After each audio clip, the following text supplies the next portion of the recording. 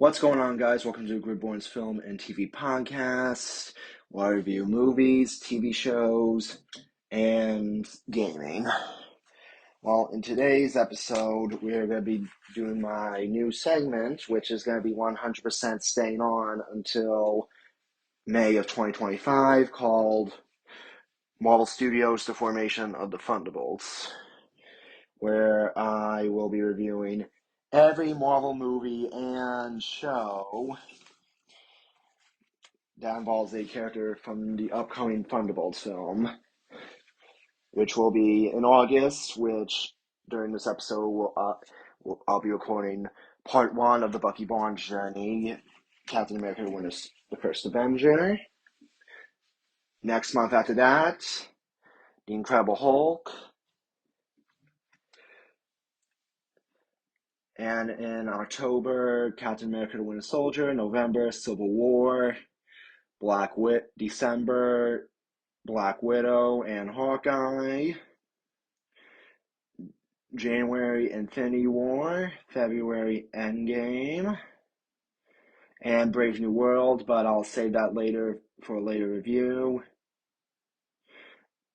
And The Falcon Winter Soldier.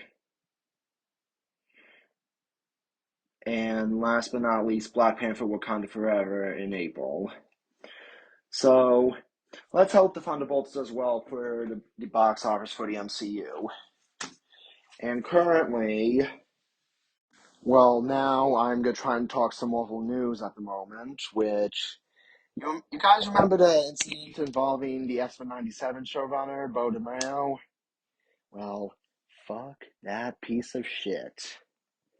Well, we all know the truth about him now, how he got fired for, if you saw it on his Instagram. And then, after that, things got worse. His credit got removed from season 2. Boo. He got fired from Blade, which will never happen because Wesley Snipes is the only Blade. And so forth, so forth. So, fuck that guy, and let's hope that X-Men 97 finds a future writer. And since currently I'm in high school as a podcaster, currently there'll be new modifications for my show. On Sunday, I talk about main news at 9 o'clock. And Sunday at 10, I'll be doing, no, ignore that. I'm not going to do it. And then Mondays will be Funko recaps leading up to Funko Fusion. And I don't know where to continue next after that. What else? And if you guys did hear the Acolyte got canceled, which, hooray! Yay! Yay! Yay! Yay! Yay! Yay! Woohoo! Well, currently, I feel bad for Star Wars due to, how great it was in the glory days, which kind of got me thinking of a new show, a new segment called May the Binge Be With You, the Star Wars rewatch, where I rewatch the best Star Wars series and Star Wars movies and some series in timeline order, starting with the prequel trilogy, anthology, original trilogy, Mandalorian, and so forth until the end of the sequel trilogy. So, yep, that's a new format. And you guys are allowed to comment on the YouTube channel what new show I should do next. So you can let me know about that. And now we start our recap of Captain America: The First Avenger. It was a Paramount Pictures film before Disney had the rights. the fifth film in the Marvel Cinematic Universe, starring Chris Evans after his Fox role, Hugo Weaving, Haley Atwell, and our star of the show, Sebastian Stan.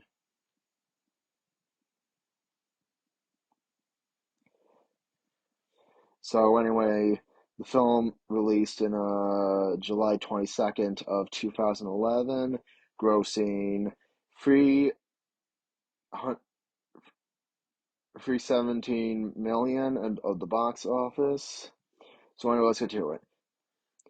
In present day, scientists in the Arctic uncovered an old personnel card for someone frozen inside with a circular shield. In March 1942, during World War II, Nazi Lieutenant General Johann Schmidt and his men steal a mysterious relic called the Tesseract, which possesses untold godly powers from the town of Tonsberg in German-occupied Norway. In New York City, Steve Rogers is rejected for the U.S. Army recruitment due to his various health and physical problems. While attending the Stark Expo exhibition by engineer Howard Stark, played by Dominic Cooper, with his best friend Sergeant James Bucky Barnes, Roger attempts to enlist again, overhearing the conversation with Barnes about representing his country in the war. Dr. Abraham Erskine allows Rogers to enlist. He is recruited into a strategic reserve as part of a super soldier experiment under Erskine and Colonel Chester Phillips and British MI6 agent Peggy Carter. Phillips is unconvinced by Erskine's claims that Rogers is the right person for the procedure, but relents after seeing Rogers jump on a grenade to save his comrades, unaware that it was a test. The night before his treatment, Erskine reveals Rogers that Schmidt stole his prototype formula and used it on himself by making him superhuman, but suffered permanent side effects.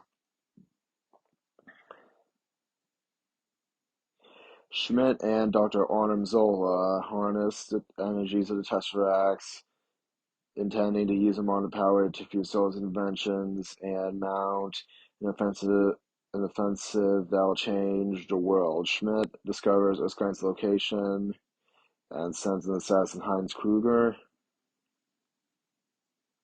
portrayed by Richard M. Radish, disguised as a State Department representative, Fred Clemenson, to kill him. Erskine subjects Rogers into super soldier treatment, injecting him with a special serum and dosing him with vital rays. After Rogers emerges from an experiment taller and more muscular, Kruger kills Erskine and flees with a vial serum. Roger pursues him and captures Kruger, but the assassin avoids interrogation by committing suicide with a cyanide capsule and destroys his last vial. With Erskine dead and a super soldier serum formula lost, Senator Brand has Rogers torn the nation in colorful costume as Captain America to promote war bonds, while scientists study his blood and attempt to reverse engineer the formula. In 1943, while on tour at Italy performing active service, when Rogers learns that Barnes' unit was MIA in battle against Schmidt's forces. Refusing to believe that Barnes is dead, Rogers has Carter and start flying behind enemy lines to mount a solo rescue attempt. Rogers infiltrates the fortress of Smith's Hydra Division, freeing Barnes and other prisoners. Roger confronts Schmidt, who reveals his ass and reveals a red skull-like visage that earned him sovereignty, the Red Skull. Schmidt escapes, and Rogers returns to base with the freed soldiers. Rogers recruits Barnes, Dum Dum Dugan, Gabe Jones, Jim Mordia, James Montgomery, Fallsworth, and Jacques Demir. God, I've really failed French. To attack other known Hydra bases. Stark outfits Rogers with advanced equipment, most notably circular shield-made vibranium, a nearly indestructible metal. Rogers and his team sabotage various Hydra operations while he and Carter began to fall in love. In 1945, the team assaults a train carrying Zola, Rogers, and Jones. Successfully capturing Zola, but Barnes falls to the train to his apparent death using information exact from Zola. The final Hydra stronghold is located. Rogers leads an attack and stops Schmidt from using WMDs on attack on major American cities. Roger climbs aboard Schmidt's bomber, the Valkyrie, and takes off during the subsequent flight. The Tesseract container is near Schmidt. Physically handles the Tesseract, causing him to be stuck to a portal into space. The Tesseract burns through the plane and is lost in the ocean, seeing no way to land the plane regardless of detonating its weapons. Rogers radios Carter and says goodbye to her before crashing into the Arctic. The war in Europe ends. Doc Radio sees the Tesseract from the ocean floor, but is unable to locate Rogers or the aircraft, presuming him dead. Rogers awakens in 1940-styled hospital room, hearing radio broadcasts that he had of a game that he attended in 1941. Roger grows suspicious and flees outside and finds himself in Times Square, where S.H.I.E.L.D. Director Nick Fury informs him that he has been asleep for nearly 70 years. In the post-credit scene, Fury approaches Roger and proceeds with proposes him a mission with worldwide ramifications. So, anyway,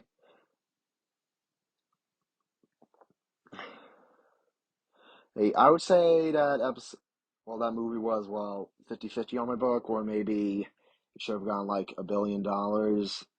Well, who cares? It lost to Transformers 3. So stay tuned next week for.